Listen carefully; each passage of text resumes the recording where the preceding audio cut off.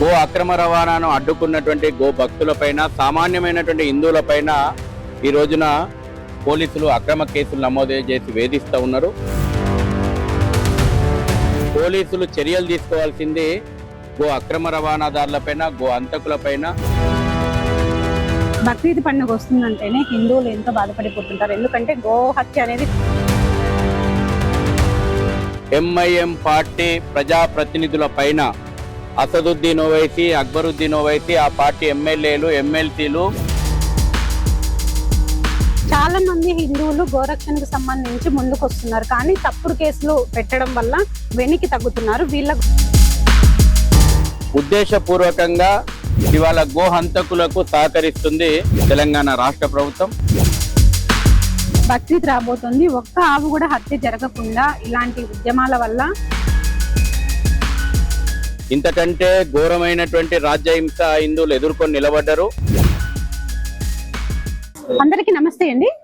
భాగ్యనగర్ సమితి అసోసియేషన్ తరఫున మనకి ఈ రోజు ఒక ప్రెస్ మీట్ అనేది నిర్వహించారు. గోరక్షణకి సంబంధించి మనకి గత కొద్ది ఇయర్స్ నుంచి మనకు ఎన్నో అవాంతరాలు అనేవి ఎదురవుతున్నాయి. అలాగే మనకి బక్రీద్ రాబోతుంది. బక్రీద్ వచ్చిందంటేనే మన హిందువులందరికీ ఒక భయం అనేది పుట్టుకొస్తుంది. ఎందుకంటే గోహత్య అనేది చేస్తున్నారు. ఈ గోహత్యను ఎలా అరికట్టాలి అనేసి మనతో పాటు మాట్లాడడానికి శశిధర్ గారు ఉన్నారు. మనమైతే కొన్ని విషయాలు అయితే అడిగి తెలుసుకునే ప్రయత్నం అయితే చేద్దాము. సార్ నమస్తే. సార్ నమస్తే. బక్రీద్ పండుగ వస్తుందంటేనే హిందువులు ఎంతో బాధపడిపోతుంటారు. ఎందుకంటే గో హత్య అనేది చేస్తున్నారు. అది అరికట్టాలంటే మీరు ప్రధానంగా ఎలాంటి ఉద్యమాలు ముందు తీసుకురాబోతున్నారు? ప్రభుత్వాలు చట్టాలను అమలు చేయాలి. రాజ్యాంగపరమైనటువంటి విధులను ప్రభుత్వం నిర్వహించాలి. వ్యవస్థలు ఈ రాష్ట్రంలో ఒక మంత్రిత్వ శాఖనే ఉంటది, పశుసంవర్ధక శాఖ అని. ఆర్టికల్ 48 ప్రకారము, డైరెక్టివ్ ప్రిన్సిపల్స్ నిర్దేశకం ప్రకారము రాష్ట్ర ప్రభుత్వాల బాధ్యత ఇది. రాష్ట్ర ప్రభుత్వాలు బాధ్యతను విస్మరించినాయి. రాజ్యాంగపరమైనటువంటి విధులను పక్కన పెట్టి రజాకార్ ఎజెండాకు తలొగ్గినాయి. దాని కారణంగానే ఈ రాష్ట్రం లోపల ఎంఐఎం గూండాలు పెట్టేగిపోతా ఉన్నారు. వాళ్ళ మీద పీడీ యాక్ట్ నమోదు చేయాలని మేము కోరుతా ఉన్నాం. ఇప్పటికే రాష్ట్ర వ్యాప్తంగా చట్టాలను అమలు చేయాలని కోరినటువంటి గో రక్షకులపైన, గో అక్రమ రవాణాను అడ్డుకున్నటువంటి గో భక్తులపైన, సామాన్యమైనటువంటి హిందువులపైన ఈ రోజున పోలీసులు అక్రమ కేసులు నమోదు చేసి వేధిస్తూ ఉన్నారు. పోలీసులు చర్యలు తీసుకోవాల్సింది గో అక్రమ రవాణాదారులపైన, గో హంతకులపైన. ముఖ్యంగా పాత పట్టణం లోపల అక్రమ గో వధశాలలను నిర్వహిస్తూ గో అక్రమ రవాణాకు కొమ్ము కాస్తున్నటువంటి, బహిరంగంగా నడి రోడ్లపైన గూండాలుగా ప్రవర్తిస్తూ రాజ్యాంగాన్ని, చట్టాలను ఛాలెంజ్ చేస్తున్నటువంటి ఎంఐఎం పార్టీ ప్రజాప్రతినిధుల పైన అసదుద్దీన్ ఓవైసీ, అక్బరుద్దీన్ ఓవైసీ, ఆ పార్టీ ఎమ్మెల్యేలు, ఎమ్మెల్సీలు, కార్పొరేటర్ల పైన పీడీ యాక్ట్ నమోదు చేసి అరెస్ట్ చేయాలని మేము డిమాండ్ చేస్తున్నాం. చాలా మంది హిందువులు గోరక్షణకు సంబంధించి ముందుకు వస్తున్నారు. కానీ తప్పుడు కేసులు పెట్టడం వల్ల వెనక్కి తగ్గుతున్నారు. వీళ్ళ గురించి మీరు ఏం చెప్తారు? వాళ్ళందరూ మళ్ళీ కదిలి ముందుకు రావాలంటే మీరు వాళ్ళకి ఏం చెప్తారు? హిందువు మన బాధ్యత. వేల సంవత్సరాల ధర్మ పోరాటం చేసినటువంటి చరిత్ర, డిఎన్ఏ, రక్తం మన లోపల ఉంది. ఇంతకంటే ఘోరమైనటువంటి రాజ్యహింస హిందువులు ఎదుర్కొని నిలబడ్డారు. ఈ కేసులు మాకేం కొత్త కాదు. కేసులతోటి హిందూ సమాజాన్ని అణచాలని చూసుకుంటే వాళ్ళ మూర్ఖత్వం. వీటన్నిటిని కూడా మేము అధిగమిస్తాము. చాలా రోజుల నుంచి మనము గోరక్షకు సంబంధించి ఎన్నో మీటింగ్లు అనేవి జరుగుతున్నాయి, ఉద్యమాలు కూడా జరుగుతున్నాయి. కానీ ఎలాంటి రిజల్ట్స్ అనేది కనిపించడం లేదని కొంతమంది వాదిస్తున్నారు. దీని గురించి మీరు ఏం చెప్తారు? ప్రభుత్వము నామమాత్రపు మీటింగులు, నామమాత్రపు రివ్యూలు, నామమాత్రంగా చెక్ పోస్టులు పెట్టి నామమాత్రపు ప్రకటనలతోటి సమాజాన్ని మభ్యపెడుతుంది. నిజంగా చిత్తశుద్ధి ప్రభుత్వానికి లేదు. చిత్తశుద్ధి లేకపోవడం దేవుడెరుగు.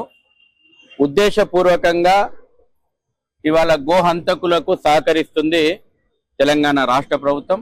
అందుకే వేలాది గోవులు నడి రోడ్డు పైన వాళ్ళ పాతపట్నం లోపల నడి రోడ్డు మీద కట్టేసి ఉండడానికి ఎట్లా అర్థం చేసుకోవాలంటే, గో హంతకుల పక్షాన్ని ప్రభుత్వం, ఈ వ్యవస్థలు ఉన్నాయి. ప్రభుత్వము చట్టాలను అమలు చేయడం పక్కన పెట్టి గో హంతకులను పక్కన పెట్టుకున్నది.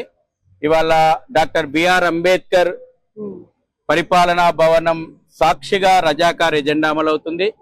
గాంధీ భవన్ సాక్షిగా దారుసలం ఎజెండా అమలవుతుంది. ఫైనల్ గా మనకి బక్రీద్ రాబోతుంది. ఒక్క ఆవు కూడా హత్య జరగకుండా ఇలాంటి ఉద్యమాల వల్ల మనకి ఖచ్చితంగా ఒక పాజిటివిటీ అనేది వస్తుందని మీరు అనుకుంటున్నారా? తప్పకుండా హిందూ సమాజం లోపల చైతన్యం వస్తుంది. ఈ విధంగా హిందూ వ్యతిరేక ప్రభుత్వాలకు ఈ యొక్క సంస్కృతిని పరిరక్షించకుండా ఈ సంస్కృతిని దెబ్బతీయాలని చూసినటువంటి ప్రభుత్వాలకు, రాజకీయ పార్టీలకు దేశవ్యాప్తంగా సరైనటువంటి బుద్ధి ఎట్లా చెప్తున్నారో చూస్తా ఉన్నాము. సనాతన ధర్మాన్ని ఎరాడికేట్ చేస్తామన్నటువంటి పార్టీకి ఎట్లా బుద్ధి చెప్పిండ్రు, లేదంటే గతం లోపట జై శ్రీరామ్ అంటే ఆంక్షలు పెట్టి, జై శ్రీరామ్ అంటే కేసులు పెట్టినటువంటి పార్టీలకు ఏ రకంగా వెస్ట్ బెంగాల్లో బుద్ధి చెప్పిండ్రు, అయోధ్య రామ మందిరాన్ని వ్యతిరేకించి అయోధ్యలో మళ్ళీ బాబర్ కట్టడాన్ని పునర్నిర్మిస్తామనేటువంటి పార్టీలకు ఉత్తరప్రదేశ్ లోపల ఎట్లా బుద్ధి చెప్పిండ్రు, ఈ దేశం లోపల జాతీయ పతాకాన్ని మేము ఎగరనీయము, మాకు అలా వేర్పాటువాదం కావాలి అని విర్రవీగినటువంటి పార్టీలకు జమ్మూ కాశ్మీర్ లోపల ఎట్లా బుద్ధి చెప్పిండ్రు. అదేవిధంగా అనేక రాష్ట్రాల లోపల ఈ రోజున దేశ వ్యతిరేక, జాతీయ వ్యతిరేక పార్టీలకు, రాజకీయాలకు ఎట్లా బుద్ధి చెప్పిండ్రో కళ్ళ ముందర ఉన్నటువంటి చరిత్ర. తెలంగాణ ఒక పోరాటాల చరిత్ర ఉన్నటువంటి తెలంగాణ ఇది. గోల్కొండ కిలా కింద నీ గోరికర్తం కొడుక అని గ్రామ గ్రామము నిజాం రజాకార్ల మీద కొడువళ్ళు, రోకళ్ళు, కారం పొడి చేతిలో పట్టుకొని పోరాడినటువంటి జాతి, వీరోచితమైనటువంటి పోరాటాల చరిత్ర తెలంగాణకు ఉంది. కాబట్టి ప్రజలు చైతన్యవంతం అవుతా ఉన్నారు. ఈ యొక్క రజాకార్ ఎజెండా భావదారిద్రాన్ని కానీ, దేశ వ్యతిరేక భావదారిద్రాన్ని కానీ, భారత్ మాతాకి జై అనము, వందే మాతరం పాడము అనేటువంటి ఈ భావజాలాన్ని బొందబెట్టేటువంటి రోజులు ఖచ్చితంగా ప్రజలు చేసి చూపెడతారు.